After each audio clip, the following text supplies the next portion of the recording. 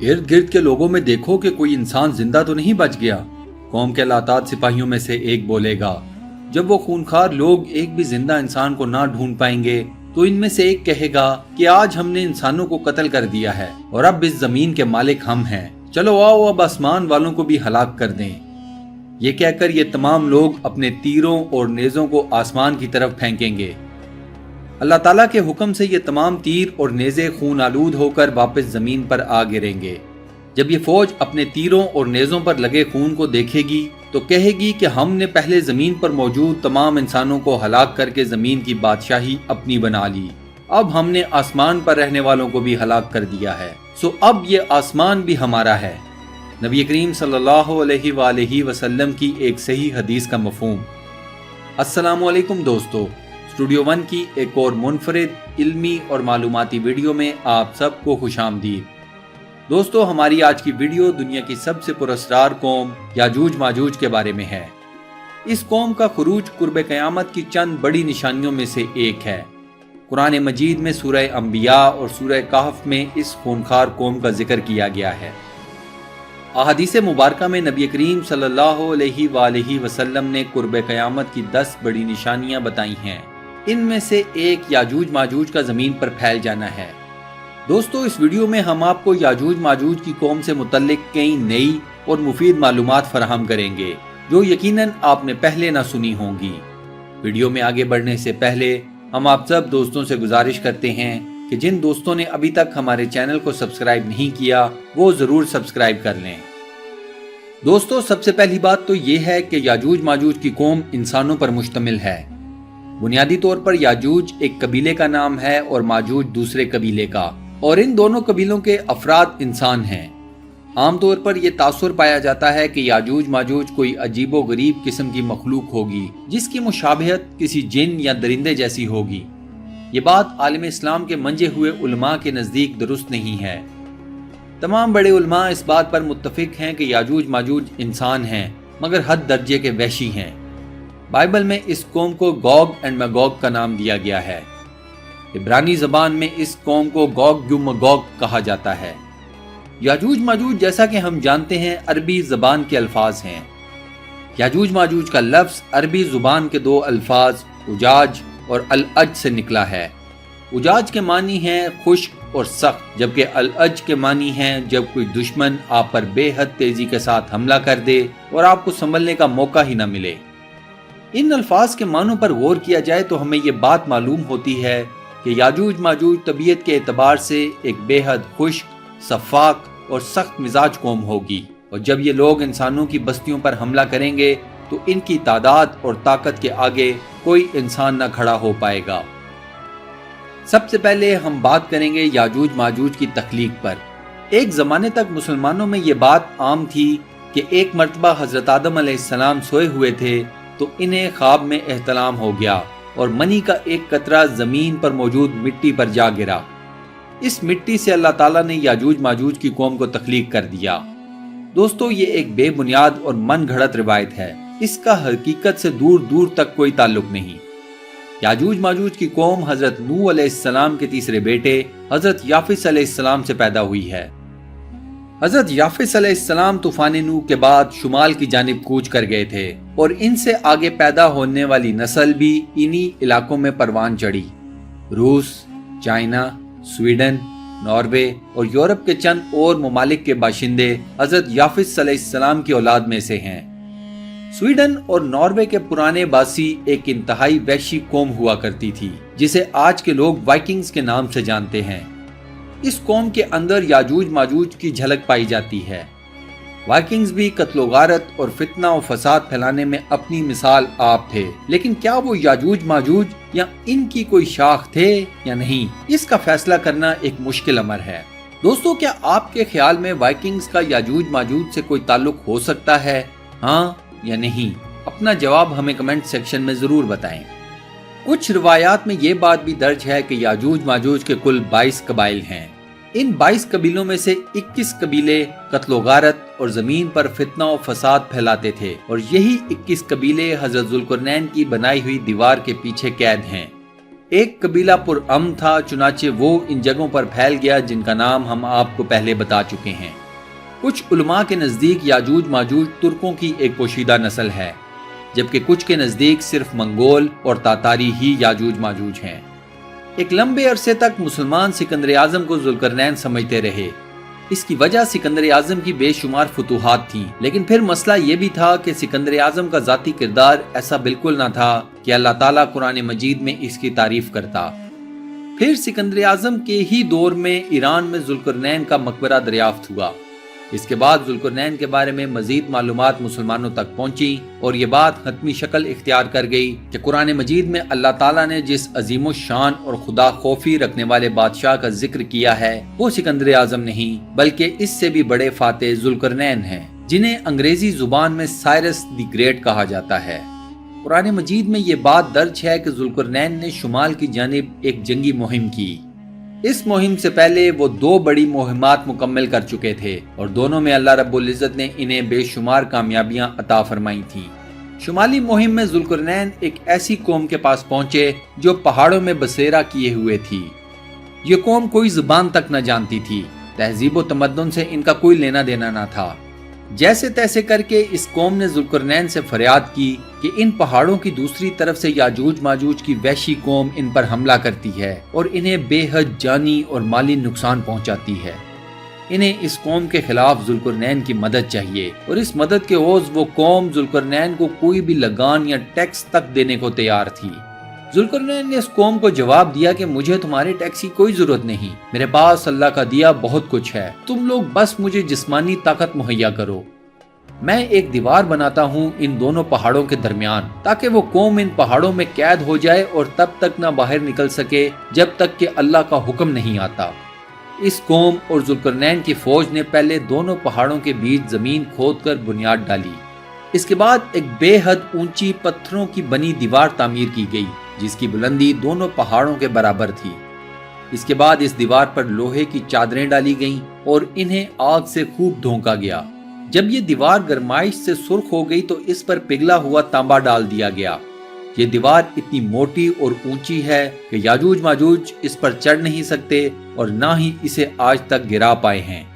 याजूज माजूज के इर्द गिर्द पहाड़ों के बारे में आम राय ये है कि शायद वो तमाम के तमाम पहाड़ बिल्कुल सीधे हैं कि याजूज माजूज इन पहाड़ों पर चढ़ नहीं सकते और शायद यही वजह है कि आज तक कोई इंसान इस कौम तक नहीं पहुंच सका, क्योंकि जिन पहाड़ों पर चढ़ना नामुमकिन है इन पहाड़ों पर उतरना भी मौत को दावत देने के बराबर है।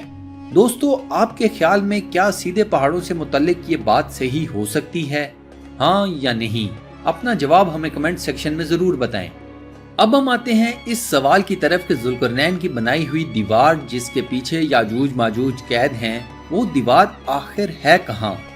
मौजूदा दौर के बड़े उलमाए कराम जिनमें डॉक्टर इसरार अहमद और शेख इमरान भी शामिल हैं, इनकी राय में ये दीवार कैस्पियन सी या बहरे कज़वैन और बहरे असवद या ब्लैक सी के दरमियान मौजूद एक लंबे और वसी पहाड़ी सिलसिले में कहीं मौजूद है। ये उलमा कुरान और हदीस और जदीद साइंस की मदद से इस नतीजे पर पहुंचे हैं। कुरान मजीद में अल्लाह ताला ने जुल्करनैन और याजूज माजूज के हाथों सताई कौम की मुलाकात की जगह या आम जुबान में जुल्करनैन के तीसरे सफर की मंजिल का नाम ऐनुल हमिया बताया है। इस अरबी लफ्ज का मतलब है कि ऐसा पानी जिसकी रंगत स्याही माइल हो। बहरे अस्वद को इंग्लिश में ब्लैक सी भी कहा जाता है क्योंकि इसका पानी रंगत में स्याही माइल है। यहाँ इस बात का कभी इम्कान मौजूद है कि जुल्करनैन की तीसरी जंगी मुहिम जो कि शुमाल की जानिब थी, इसका पड़ाव बहरे अस्वद के साथ से शुरू होने वाले पहाड़ी सिलसिले पर था।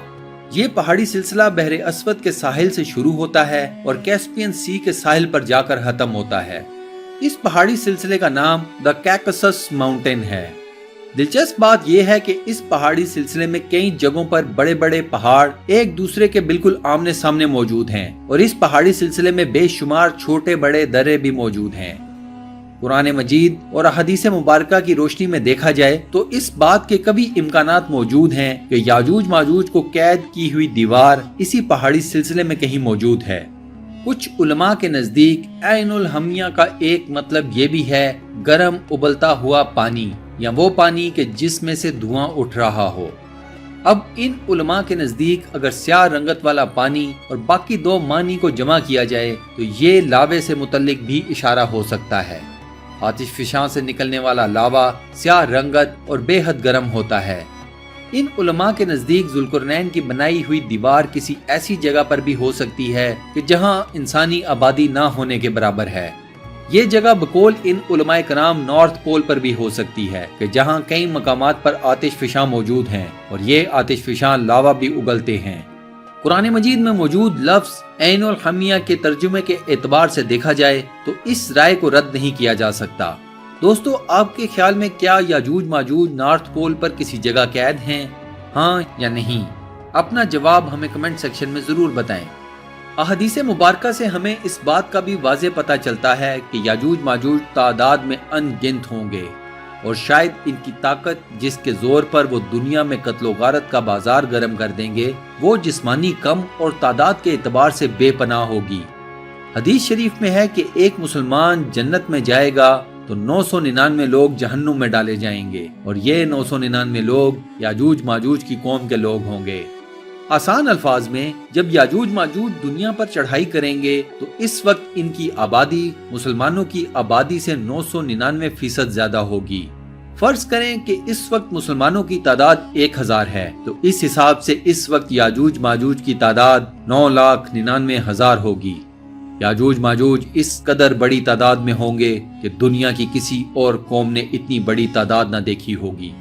یاجوج ماجوج دنیا سے خوراک اور پانی کے ذخائر کا تقریباً خاتمہ کر دیں گے۔ یاجوج ماجوج کی قوم جب دنیا میں خروج کرے گی تو ان کی منزل بیت المقدس ہوگی۔ یہ لوگ بیت المقدس کی طرف جنوب سے حملہ آور ہوں گے۔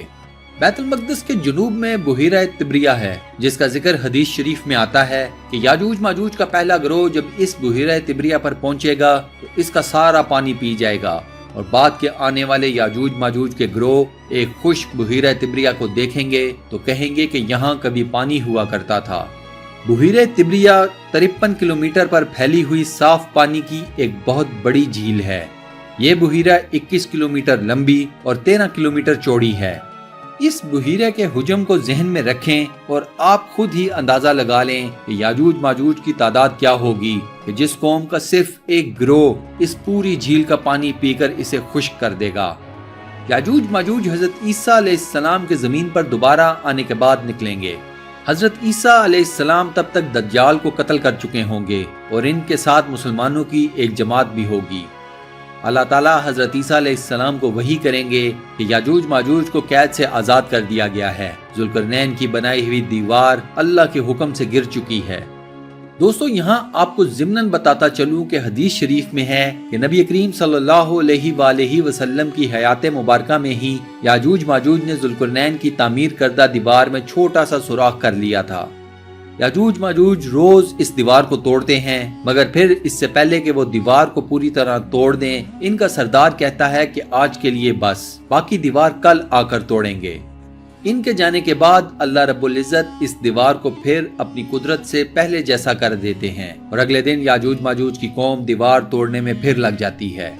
یہ سلسلہ تب ختم ہوگا جب اللہ تعالیٰ کے حکم سے یاجوج ماجوج کا سردار ایک دن کہے گا کہ کل انشاءاللہ ہم اس دیوار کو توڑ دیں گے۔ یہ سردار انشاءاللہ کا مطلب تک نہ جانتا ہوگا، اس کے لیے یہ محض ایک لفظ سے زیادہ کچھ نہ ہوگا۔ اللہ تعالیٰ کے حکم اور انشاءاللہ کہنے کی وجہ سے یاجوج ماجوج اگلے دن دیوار ذوالقرنین کو توڑ لیں گے۔ حضرت عیسیٰ کو بتا دیا جائے گا کہ وہ مسلمانوں کی جماعت کو لے کر کوہ طور پر چلے جائیں، کیونکہ یاجوج ماجوج کا مقابلہ کرنا کسی انسان کے بس کی بات نہیں ہوگی، بلکہ انسانوں کی کوئی فوج بھی ان کا مقابلہ نہیں کر سکے گی۔ ایک عرصے تک یاجوج ماجوج زمین پر قتل عام، لوٹ مار اور فتنہ و فساد پھیلاتے رہیں گے۔ حضرت عیسیٰ اور ان کے ساتھ موجود مسلمانوں کی جماعت سخت مشکل اور آزمائش کا شکار ہوگی۔ کھانے پینے کا سامان ختم ہونے کے قریب ہوگا۔ پھر حضرت عیسیٰ علیہ السلام اور مسلمانوں کی جماعت اللہ تعالیٰ کے حضور دعا کریں گے کہ وہ یاجوج ماجوج کا خاتمہ کر دیں۔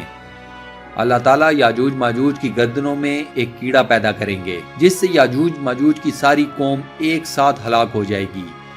زمین یاجوج ماجوج کی لاشوں سے بھری پڑی ہوگی اور ایک ہتھیلی جتنی جگہ بھی خالی نہ ہوگی۔ مسلمانوں کے جانور یاجوج ماجوج کا گوشت کھا کھا کر انتہائی تندرست اور خوب موٹے تازے ہو جائیں گے۔ پھر ان لاشوں سے اٹھنے والی بدبو اور تعفن اتنا ہوگا کہ سانس لینا مشکل ہو جائے گا۔ حضرت عیسیٰ اور مسلمان ایک بار پھر اللہ کے حضور دعا گو ہوں گے۔ اللہ رب العزت گدوں سے مشابہت رکھنے والے پرندوں کی ایک فوج بھیجے گا جو ان تمام لاشوں کو اٹھا کر لے جائے گی۔ اس کے بعد باران رحمت نازل کی جائے گی جو زمین پر سے یاجوج ماجوج کا خون اور باقی تمام گند صاف کر دے گی۔ مسلمان 7 سال تک یاجوج ماجوج کی قوم کے تیر، کمان اور ڈھالیں آگ جلانے کے طور پر استعمال کریں گے۔ یاجوج ماجوج کے خاتمے کے بعد اللہ تعالیٰ مسلمانوں پر زمین کے خزانوں کے منہ کھول دیں گے۔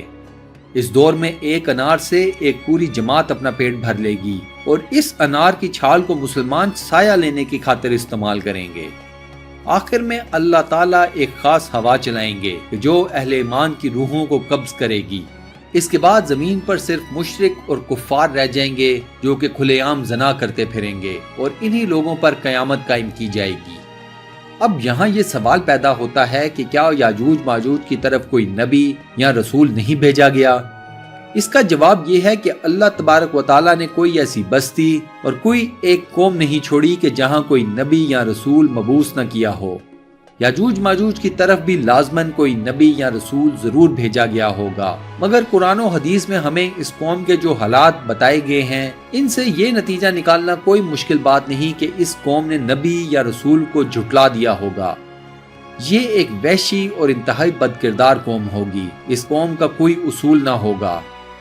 اس قوم کا بس ایک ہی مقصد ہوگا کہ وہ تمام زمین والوں اور آسمان والوں کو ختم کر دیں اور دنیا کے بادشاہ بن جائیں۔ اللہ تعالیٰ ہمیں یاجوج ماجوج کے فتنے سے محفوظ رکھے، آمین۔ دوستو کمنٹ سیکشن میں آمین لکھ کر اس دعائے خیر کا حصہ ضرور بنیں۔ بہت بہت شکریہ۔